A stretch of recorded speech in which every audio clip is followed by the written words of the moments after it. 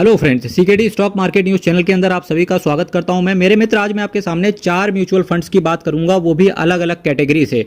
तो इस वजह से मैंने जो पहला म्यूचुअल फंड आपके सामने रखा हुआ है उसका नाम है axis small cap mutual fund direct plan growth. अगर हम इसके एनएवी की बात करेंगे तो मेरे भाई केवल 88 रुपए का 88 रुपीज़ का इसका नेट असेट वैल्यू यानी कि एनएवी चल रहा है। रिटर्न की बात करेंगे, चूंकि रिटर्न म्यूचुअल फंड के अंदर आपको कंपाउंड होकर के मिलता है और यही म्यूचुअल फंड की सबसे अच्छी खूबसूरती है कि सीएजीआर के हिसाब से रिटर्न आपको डिलीवर करके दिया जाता है। रिटर्न की बात करके चल रहे हैं तो 24.96% के सीएजीआर के हिसाब से इस म्यूचुअल फंड ने आपको रिटर्न डिलीवर करके दिया है। ड्यूरेशन की बात करेंगे तो ये 10 साल अपने ये कंप्लीट कर लेगा दिसंबर के अंदर, तो ठीक है, ड्यूरेशन भी ठीक है। एक्सपेंस रेशियो की बात करके चल रहे हैं तो 0.54% का ये आपसे एक्सपेंस रेशियो चार्ज करके चलेंगे। बीटा की बात करेंगे तो 0.65 का इसका बीटा है। ये बेटा नहीं है मेरे भाई, ये बीटा है 0.65 का। बीटा की अगर बात करने की चेष्टा कर रहे हैं तो इसका मतलब होता है कि किसी म्यूचुअल फंड के अंदर कितना ज़्यादा रिस्क इन्वॉल्व है। अगर बीटा जो सूटेबल बीटा होता है, जो एक अच्छा बीटा होता है, उसको मानते हैं 1 से कम होना चाहिए। अब जब किसी म्यूचुअल फंड का बीटा 1 से ज़्यादा रहे तो वहाँ पर आपको बिल्कुल सतर्क, अलर्ट और कोशिश करें कि हट ही जाएँ तो ज़्यादा अच्छी चीज़ है। तो इसका बीटा 1 से काफ़ी कम है, केवल 0.65 का है, जो कि दिखा रहा है कि म्यूचुअल फंड बहुत तगड़ा है मेरे भाई। स्टैंडर्ड डेविएशन की बात करेंगे तो 12.83 का स्टैंडर्ड डेविएशन है, यानी कि वॉलेटिलिटी भी आपको अदर स्मॉल कैप से कम यहाँ पर वॉलेटिलिटी भी देखने को मिलती है। तो ये भी इस म्यूचुअल फंड की एक खूबसूरती हो गई। नेक्स्ट मैंने जो म्यूचुअल फंड आपके सामने रखा हुआ है PGIM India mid cap opportunities fund direct plan growth की मैं आपके सामने चर्चा करके चल रहा हूं। कोशिश करें कि आप हमेशा डायरेक्ट प्लान को ही सेलेक्ट करने की चेष्टा करें। एनएवी की बात करेंगे तो केवल 55 रुपए का इसका 55 रुपीज का इसका एनएवी चल रहा है। रिटर्न की बात करेंगे तो 19.26% के सीएजीआर के हिसाब से पिछले 10 सालों में यानी कि 10 साल इसको भी कंप्लीट हो जाएंगे दिसंबर के आसपास, तो पिछले 10 सालों में इसने रिटर्न अपने इन्वेस्टर्स को डिलीवर करके दिया है। एक्सपेंस रेशियो के नाम पे केवल ये 0.41% का एक्सपेंस रेशियो आपसे चार्ज करके चल रहे हैं। बीटा की बात करेंगे 0.92 का इसका बीटा है, 1 से थोड़ा सा कम है, जो कि डिसेंट है, ठीक भी है। अगर हम स्टैंडर्ड डेविएशन की बात करने की चेष्टा करें तो 15.72 का स्टैंडर्ड डेविएशन है और ये भी डिसेंट है। अब थोड़ा सा आर्ग्यूमेंट हो सकता है कि भाई पीजीआई इंडिया मिड कैप ने पिछले 1 सालों में कुछ खास रिटर्न बना के नहीं दिया। आप जब देख रहे होगे, अगर आप मेरे वीडियोस को रेगुलर फॉलो करते हैं, तो जब मैं आपको चार्ट दिखाता हूं रिटर्न वाला, तो 1 साल का बताता हूं रिटर्न, 3 साल का बताता हूं, 5 साल का बताता हूं और मैक्सिमम 10 साल का बताता हूं।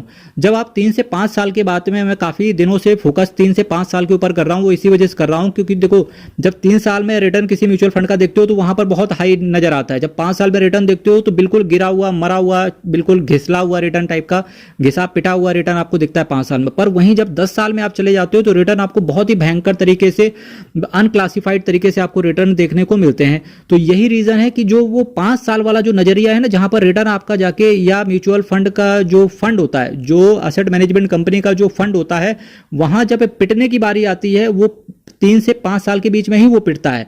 तो वो जो समय है, वो जो वक्त है पिटने वाला, तो शायद वो PGI India mid cap opportunities fund का आज वो पिटने वाला समय चल रहा है। हालांकि रिटर्न अभी भी खराब नहीं है, 7% का अगर हम इन्फ्लेशन को काउंट करें तो उसके ऊपर 2% इसने पिछले 1 साल में रिटर्न और इन्वेस्टर्स को बना के दिया, यानी कि 9% का, तो अभी भी डिसेंट दिख रहा है। जिस दिन इसका रिटर्न 7% के बराबर आ जाएगा तो डेफिनेटली उस समय आपको इस फंड की एसआईपी बंद कर देनी चाहिए और किसी दूसरे मिड कैप्स को आपको सेलेक्ट कर लेना चाहिए। और फिलहाल आप कर नहीं पाएंगे क्योंकि मुझे ऐसा लगता है कि इसका जो रिटर्न है आने बहुत ही जल्दी, असेट मैनेजमेंट कंपनी भी ये विचार कर रहा होगा कि किसी तरीके से इसका रिटर्न ऊपर ले जाया जाए, क्योंकि इसका एक्सपेंस रेशियो केवल आपसे 0.41% का है। केवल 0.41% का ये एक्सपेंस रेशियो ये दिखा रहा है, क्योंकि जो रिटर्न कम आ रहा है इस पर असेट मैनेजमेंट कंपनी की भी नजर है, तो इस पर जरूर एक्शन लिया जाएगा मेरे भाई। जो मैंने आपके सामने नेक्स्ट म्यूचुअल फंड रखा है quant flexi cap mutual fund direct plan growth की बात करके चल रहा हूं। यहां पर इसके एनएवी की बात करेंगे तो केवल 78 रुपए का इसका एनएवी चल रहा है। रिटर्न की बात करने की चेष्टा करेंगे तो 19.26% के सीएजीआर के हिसाब से पिछले 10 सालों में इस म्यूचुअल फंड ने रिटर्न अपने इन्वेस्टर्स को डिलीवर करके दिया है। अगर मैं पिछले 10 सालों की बात करेंगे तो मेरे भाई पिछले 10 सालों में इस म्यूचुअल फंड ने अपने इन्वेस्टर्स का पैसा 8 गुना कर दिया है मेरे भाई, ठीक है। एक्सपेंस रेशियो की बात करने की चेष्टा करेंगे, 0.58% का केवल आपसे ये एक्सपेंस रेशियो, एक छोटा सा एक्सपेंस रेशियो चार्ज करके चल रहे हैं। बीटा की बात करेंगे 0.94 का बीटा है। स्टैंडर्ड डेविएशन की बात करेंगे तो 17.52 का स्टैंडर्ड डेविएशन है, जो कि डिसेंट है, यहां से डिसेंट दिखता है।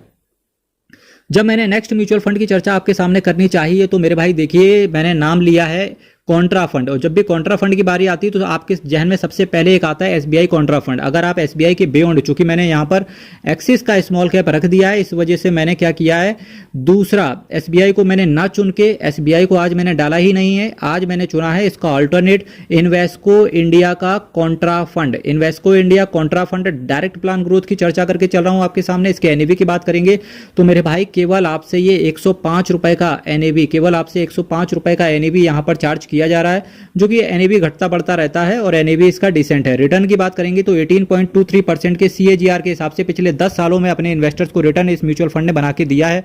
एक्सपेंस रेशियो की बात करने की चेष्टा करेंगे तो केवल 0.56% का एक्सपेंस रेशियो है, जो कि बहुत डिसेंट है। बीटा की बात करेंगे 0.91 का है, जो कि बहुत अच्छा है। स्टैंडर्ड डेविएशन की बात करेंगे 13.69 है। इसका मतलब है कि वॉलेटिलिटी यहां पर बहुत कम देखने को मिलती है, यानी कि स्टॉक मार्केट जिस तेजी से नीचे गिरता है उतनी तेजी से ये फंड नीचे नहीं जाएगा। मेरे भाई ये 4 म्यूचुअल फंड्स की चर्चा करिए। अगर आप कैटेगरी की बात करने की चेष्टा करेंगे तो देखिए, जिस तरीके से मैं कैटेगरी बनाता हूं उसी तरीके से आपको अपनी एज, अपनी फाइनेंशियल स्टेबिलिटी के हिसाब से ये कैटेगरी भी आपको बनानी चाहिए, क्योंकि यही रीजन है कि एक म्यूचुअल फंड का एक अच्छा पोर्टफोलियो तभी तैयार होता है।